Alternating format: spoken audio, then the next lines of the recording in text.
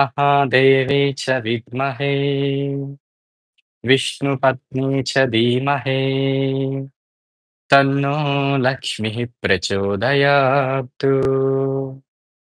सर्वमङ्गलमाङ्गल्ये शिवे सर्वार्धसाधिके शरण्ये त्र्यम्बके गौरी నారాయణీ నమోస్తుతే. లక్ష్మీ అనుగ్రహం అంటే కేవలం డబ్బనే కాదు. ఆరోగ్యం కూడా లక్ష్మీ అనుగ్రహమే కదా! సో, తెలివితేటలు కూడా లక్ష్మీ అనుగ్రహమే. అలాగే మనకి చక్కని కుటుంబం, కుటుంబంలో అందరూ ఆరోగ్యంగా ఉండడం, ఆనందంగా ఉండడం ఇవన్నీ కూడా లక్ష్మీపరమైనటువంటి అనుగ్రహానికి సూచనలు. అవన్నీ మనలో ఉన్నప్పుడే మనం ఈ యొక్క సమాజంలో ముందుకు వెళ్ళగలుగుతాం. హ్యాపీగా బ్రతకగలుగుతాం. అందులో లక్ష్మీదేవి మొట్టమొదటిసారిగా ఎవరిని అనుగ్రహించిందండి? చారుమతి అనేటువంటి ఒక ఇల్లాలుని అనుగ్రహించింది. అక్కడ చూడండి ఆమె పేరులోనే చారుమతి. చారు అంటే చక్కని లేదా మంచి, మతి అంటే మేధస్సు. లక్ష్మీదేవి అనుగ్రహం పొందాలంటే చక్కని మానసిక స్థితిని కలిగి ఉండాలి మనం. మంచి మనస్సుని కలిగి ఉండాలి. ఎవరైతే మంచి మనస్సుని కలిగి ఉంటారో వారికి భగవంతుడి అనుగ్రహం ఎప్పుడూ ఉంటుంది. చూడండి ఆ చారుమతి ఆమెకి లక్ష్మీదేవి కలలో కనిపించి తన యొక్క వ్రతం ఎలా జరుపుకోవాలనే దాన్ని ఆమె చక్కగా చెప్తారు. చెప్పిన తర్వాత వెంటనే ఆవిడ ఏం చేసింది? అంటే నన్ను అనుగ్రహించారు గాబట్టి ఆమె నాకు కల్లోకొచ్చారు గాబట్టి నేనేదో ఆమె పూజ చేసి నేనొక్కదాన్నే గొప్ప ధనవంతురాలిని అయిపోవాలని అనుకోలేదావిడ. సో, ఆమె ఏం చేసింది? తన చుట్టూ ఉండేటువంటి స్త్రీలందరికీ ఈ విషయం చెప్పింది. చెప్పి అందరితో కలిపి తను ఆ ఒక వ్రతాన్ని జరిపారు. తద్వారా ఏమైంది? అందరి యందు ఆ లక్ష్మి అనుగ్రహం పొందేందుకు కావాల్సిన స్థితిని ఆవిడ సంకల్పం చేసింది. అంటే మనలో ఫస్ట్ ఉండవలసింది సమాజ హితం. అదే మంచి మనసంటే. నేను మాత్రమే బాగుపడాలి. నేను మాత్రమే గొప్ప ధనవంతుడినవ్వాలి. ఇంకెవ్వరు బాగుపడకూడదు అనేటువంటి స్థితిలో నేటి కాలంలో చాలామందున్నారు. ఎవరికైనా ఒకరు బిజినెస్‌లో ఒకరు మంచిగా ఎదిగారంటే వెంటనే ఓర్వలేని తనం. సొంత అన్నదమ్ములు కూడా ఒకరు బాగుపడితే ఒకరు చూడలేని తనం. సొంత అక్క చెల్లెలు కూడా ఒకరేదో కొద్దిగా ఆర్థికంగా బావుంటే చూడలేని తనం. అంటే ఇట్లాంటి ఈర్ష్య, ద్వేషాలనేవి మనలో పెరిగితే లక్ష్మి అనుగ్రహం అనేది మనకు సిద్ధించదు. ఇదొకటి. అండ్ ఇంకొకటి మనం ఎప్పుడు కూడా ఏది పొందినా లా ఆఫ్ గ్రాటిట్యూడ్ దానికి కృతజ్ఞత చెప్పాలి. ఇప్పుడు ఈరోజు మీకు బిజినెస్‌లో గాని, లేదంటే మీ పనిలో గాని మీకు డబ్బులొచ్చాయండి. డబ్బులు రాగానే ఆ డబ్బుల్ని అట్లా పడేయడం కాదు. ఆ డబ్బులు పట్టుకొని మనస్ఫూర్తిగా కృతజ్ఞత చెప్పండి. ఓహ్! మనీ ఈరోజు నా జీవితంలోకి నువ్వొచ్చినందుకు నీకు మనస్ఫూర్తిగా నేను థాంక్ యూ చెప్తున్నాను. మనసులో థాంక్ యూ అని చెప్పేసుకొని ఒక మనస్ఫూర్తిగా దానికి థాంక్స్ చెప్పి మీ యొక్క ఏదైతే డబ్బులు పెట్టిందో అందులో పెట్టేసుకోండి. ఆ గౌరవం అండి. ఎప్పుడు కూడా మనం మనీకి ఎంత రెస్పెక్ట్ ఇస్తున్నామో అది అంతకు పదింతలే మళ్ళీ మళ్ళీ వస్తది. అందుకే అంటారు చూడండి పెద్దలు, ఎడమ చేత్తో మనీ తీసుకోకండి అంటారు. ఎందుకు తీసుకోకండి అంటారు? అరే! రెస్పెక్ట్ నువ్వు దానికి రెస్పెక్ట్ చేయాలబ్బా! నువ్వు దాన్ని గౌరవించాలి. గౌరవించడం అంటే కుడి చేత్తో ఎందుకు తీసుకోరంటారు? అంటే నువ్వు ఈ పవిత్రతా భావంతో నువ్వు దాన్ని చూస్తున్నావనే దానికి ఇది అర్థం. అలానే కొన్ని సమయాల్లోనే డబ్బులివ్వాలి. కొన్ని సమయాల్లో ఇవ్వకూడదు. ఇయన్నీ ఎందుకు పెట్టారు ఈ నియమాలు? ఎందుకంటే మనం గౌరవం ఆ మనీ యందు మనం చూపించే గ్రాటిట్యూడ్ కాబట్టి ఇదెప్పుడూ ఉండాలి. మీరు ఏ మనీ పొందినా మనసులో పూర్తిగా దానికి కృతజ్ఞత చెప్పండి. ఓకేనా? థాంక్ యూ చెప్పండి. అండ్ మీరు మనీ ఎవరికైనా ఇచ్చేటప్పుడు ఒకసారి ఆ మనీకి లవ్ యూ చెప్పేసి ఇచ్చేయండి. ఓ మనీ నిన్ను నేను ప్రేమిస్తున్నాను అని చెప్పి ఇచ్చేయండి. డెఫినైట్‌లీ మీరిచ్చిన మనీ ఏదో రూపంలో మళ్ళీ మీ జీవితంలోకొచ్చేస్తది. చాలా మందికి ఇవ్వడమే ఉంటది వాళ్ళ జీవితంలో తప్ప రిటర్న్ పొందేదుండదు. ఎంతసేపు రెంట్‌లు కట్టుకోవడం, లేదంటే అదని, ఇదని, ఆ ఖర్చు, ఈ ఖర్చు, ఖర్చులు పెడుతూనే ఉంటారు. వచ్చేది తక్కువ, ఖర్చేది ఎక్కువ. సో, మీరేం చేయాలంటే, మీరు మనీ ఇచ్చేటప్పుడు మనసులో ఒక్కసారి ఆ మనీకి లవ్ యూ చెప్పండి. ఓహ్! మనీ నిన్ను నేనెంతో ప్రేమిస్తున్నాను. I love you so much అని చెప్పేసి ఇవ్వండి. డెఫినైట్‌లీ మీరు చూపించిన ప్రేమకు గాను ఆ మనీ పదింతలే మళ్ళీ మీ లైఫ్‌లోకొస్తా ఉంటది. అండ్ పొందినప్పుడు ఎవరైనా మనకిచ్చేటప్పుడు ఆ మనీకి థాంక్ యూ చెప్పండి. మీరు ఎవరికైనా ఇచ్చేటప్పుడు లవ్ యూ చెప్పండి. డెఫినైట్‌లీ 2 వర్డ్స్ మీరు ఫాలో అవ్వండి. తప్పకుండా మీరు ఆశించిన దానికంటే ఎక్కువ డబ్బులు మీ జీవితంలోకి వస్తూనే ఉంటాయి. తప్పేముందండి? భగవత్ స్వరూపమే కదా డబ్బంటే. ఏంటండి స్వామీజీ ఏంటి డబ్బు కోసం చెప్తున్నారంటారు. ఏవండీ మేము బ్రతకాలన్నా, ఈ ఆశ్రమాలు నిర్వర్తించాలన్నా డబ్బులే కదా! ధనం మూలం ఇదం జగత్ అని మనీ మేక్స్ మెనీ థింగ్స్ ఎవరికైనా అది ధర్మార్జితం అయ్యుండాలి. ఇప్పుడు నేనేదో పాపం చేసి, ఇంకేదో చేసి పొందేది తప్పది.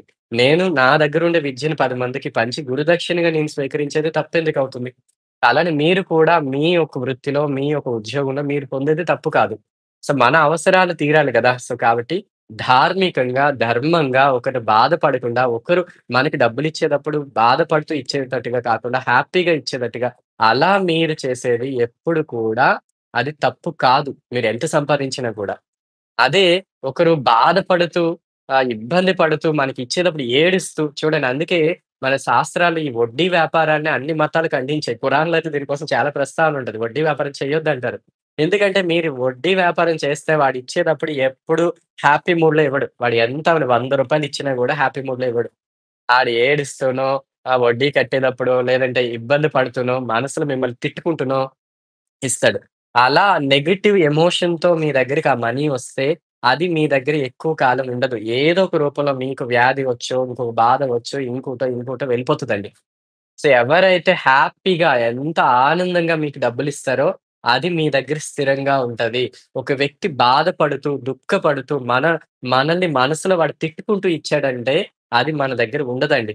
ఏదో ఒక రూపంలో మన లైఫ్ నుండి అది వెళ్ళిపోతది. కాబట్టి ధర్మార్జితం ఇది హిందూ శాస్త్రం ఎప్పుడు చెప్తది. ధర్మంగా సంపాదించండి. ఎంత సంపాదించినా తప్పు కాదు.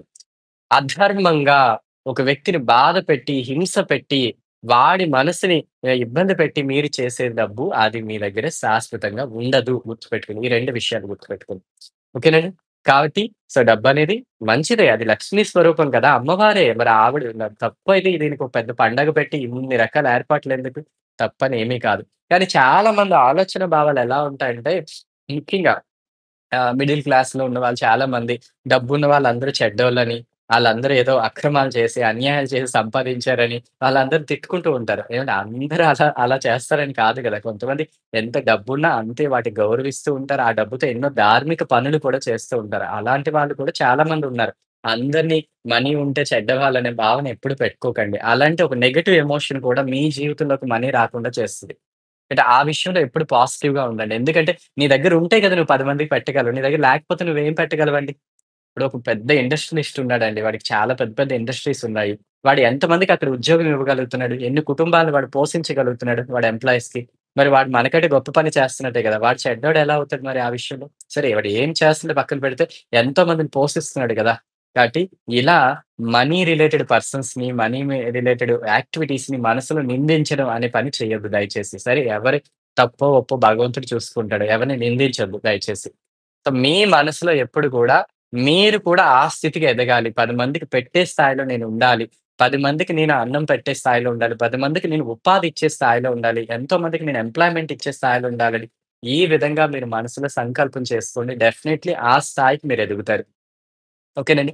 అండ్ ఇంకోటి నేను స్టార్టింగ్‌లోనే చెప్పాను. ఎవరికైనా ఇచ్చేటప్పుడు హ్యాపీగా ఇవ్వండి. ఒకరికి దానం చేస్తున్నారు. ఏడుస్తూ చేయొద్దు దయచేసి. వాడికి రూపాయి ఇస్తున్నారా, రూ. 10, రూ. 100 ఏమి ఇచ్చినా కూడా హ్యాపీగా ఇవ్వండి. డెఫినైట్‌లీ మళ్ళీ మీ జీవితంలోకొస్తది. ఇబ్బంది పడుతూ ఏడుస్తూ ఇవ్వొద్దు దయచేసి. అలా ఇచ్చారనుకోండి అది మళ్ళీ మీ దగ్గరికి రాదు. ఎందుకంటే మీ ఎమోషన్ కరెక్ట్‌గా లేదు. సో, పాజిటివ్ ఎమోషన్ చాలా చాలా అవసరం. సో, దీన్ని ధనదక్షిణామూర్తి లేదా స్వర్ణాకర్షణ భైరవ అంటారండి. మీరు చూసారా ఇక్కడ? ఈశ్వరుడు ధనాన్నిస్తూ ఉంటే ఇటువైపు కుబేరుడు, ఇటువైపు లక్ష్మీదేవి ఉన్నారు. ఇదే కరెక్ట్. ఈశ్వరుడు ఈ మొత్తం సృష్టికి ఐశ్వర్యకారకుడు. ఈశ్వరుడిచ్చిన జాబే కుబేరుడు చేస్తున్నాడు. ఆయన రిజర్వ్ బ్యాంక్‌కి గవర్నర్ అయితే లక్ష్మీదేవి ఫైనాన్షియల్ మినిస్ట్రీ. మరి ఈయనెవరు? ఈళ్ళందరిని నియమించిన ప్రైమ్ మినిస్టర్ కదా!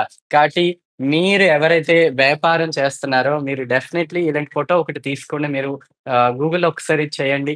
లేదా నాకు మెసేజ్ చేస్తే నేను సాఫ్ట్ కాపీ పంపిస్తాను. సో, ఈ ఫోటో మీరు మీ యొక్క వ్యాపార స్థలంలో మీరెక్కడైతే వ్యాపారం చేస్తున్నారో అక్కడ వ్యాపార స్థలంలో ఈ ఫోటో పెట్టుకోండి. దీన్ని స్వర్ణాకర్షణ భైరవ లేదా ధనదక్షిణామూర్తి అంటారు. సో, ఈ ఫోటోని ఎప్పుడు కూడా మీరు ఉత్తరానికి పెట్టండి. ఎందుకంటే మనకున్న దిక్కుల్లో ఉత్తరానికి కుబేరుడు అధిపతి. సో, ఆ ఉత్తరానికి అంటే మీరు ఉత్తర దిక్కుకి ఈ ఫోటో పెట్టుకోవాలి. ఉత్తర దిక్కున పెట్టుకొని మీరు మీ వ్యాపార స్థలంలో ఏ రూపాయొచ్చినా గూడా మీరేదైతే పొందుతున్నారో మీ యొక్క ఆ బిజినెస్ పరంగా ప్రతి రూపాయి కూడా ఆయనకొకసారి చూపించి మనసులో దానికి మనస్ఫూర్తిగా థాంక్ యూ చెప్పుకొని మీ యొక్క మనీ బాక్స్‌లో పెట్టేసుకోండి. ఇలా మీరు ఇది పెట్టుకుంటే చూసారా ఇక్కడ స్వర్ణాకర్షణ భైరవ అంటే బంగారం ఇస్తున్నట్టుగా ఉంది గదా! అందుకే పెద్దలంటారు, "ఈశ్వరుడు ఇవ్వాలి, ఇల్లు నిండాలి" అంటారు. ఈ సామెత మీరు విన్నారా? కాబట్టి ఇచ్చేవాడు ఈశ్వరుడే గుర్తుపెట్టుకోండి. లక్ష్మీదేవి కూడా ఆయన అనుగ్రహం బట్టే ఆమె వర్క్ చేస్తా ఉంటారు. కాబట్టి ఈశ్వరుడు అనుగ్రహం లేకపోతే లక్ష్మీదేవి కూడా ఏం చేయలేరు. కాబట్టి ఈ ఫోటో వీలైతే అందరూ పెట్టుకోండి. దీన్ని మీరు గూగుల్‌లో వీలైతే స్వర్ణాకర్షణ భైరవ లేదా ధనదక్షిణామూర్తి ఈ విధంగా మీరు ఏది టైప్ చేసినా మీకు ఈ ఫోటో వస్తది. లేదంటే మన ఛానెల్‌లో మా నంబర్ ఉంటది. మీరు మెసేజ్ చేస్తే మేము సాఫ్ట్ కాపీ పంపిస్తాం మీకు వాట్సాప్ ద్వారా. మీరు చక్కగా ఒక మంచి ఫోటో ఒకటి పెట్టేసుకోండి మీ షాప్‌లో. నా తరపున నేనిచ్చే రెమెడీస్ ఇవేనండి. డెఫినైట్‌లీ వీటిని మీరు ఫాలో అవ్వండి. తప్పకుండా మీరందరూ కూడా ఆర్థికంగా ఎదుగుతారు. మీ డ్రీమ్స్ హౌస్ కావచ్చు, వెహికల్ కావచ్చు, జ్యువెల్లరీ కావచ్చు, ప్రాపర్టీస్ కావచ్చు, మంచి జాబ్ కావచ్చు, ఎవ్రీథింగ్ ప్రతీది కూడా మీరు పొందుతున్నారు. మీరందరూ కూడా మంచి స్థితిలో ధనవంతులవుతున్నారు. మీరందరూ ఎంతో మందికి పెట్టే స్థాయికి ఎదుగుతున్నారు. ఎంతో మందికి ఉద్యోగం ఇచ్చే స్థాయికి ఎదుగుతున్నారు. నేను డెఫినైట్‌లీ మీ అందరి సంకల్పాలు నెరవేరాలని పరమేశ్వరుడిని, ఆ మహాలక్ష్మిని, ఆ కుబేరుడిని మనస్ఫూర్తిగా నేను ప్రార్థిస్తున్నాను. మీ అందరి సంకల్పాలు నెరవేరి, మీరందరూ కూడా మంచి ఆర్థిక పురోగతిని పొంది, ఎంతో ఆనందమైనటువంటి, ఆరోగ్యవంతమైనటువంటి గొప్ప అనుభూతి క్షణాలను మీరు అందరూ కూడా ఆస్వాదిస్తూ, మీరందరూ కూడా ఉన్నతమైన మార్గంలో ఎదగాలని మనస్ఫూర్తిగా ఐశ్వర్యకారకుడైన ఈశ్వరుని నేను ప్రార్థిస్తున్నాను. మహాలక్ష్మిని ప్రార్థిస్తున్నాను. మీ అందరి జీవితాలు ఆనందంగా, ఆరోగ్యంగా, ఆదాయపు మార్గంలో ముందుకు సాగాలని మనస్ఫూర్తిగా ప్రార్థిస్తున్నాను. ధన్యవాదాలు. జై గురుదేవ్. జై గురుదేవ్.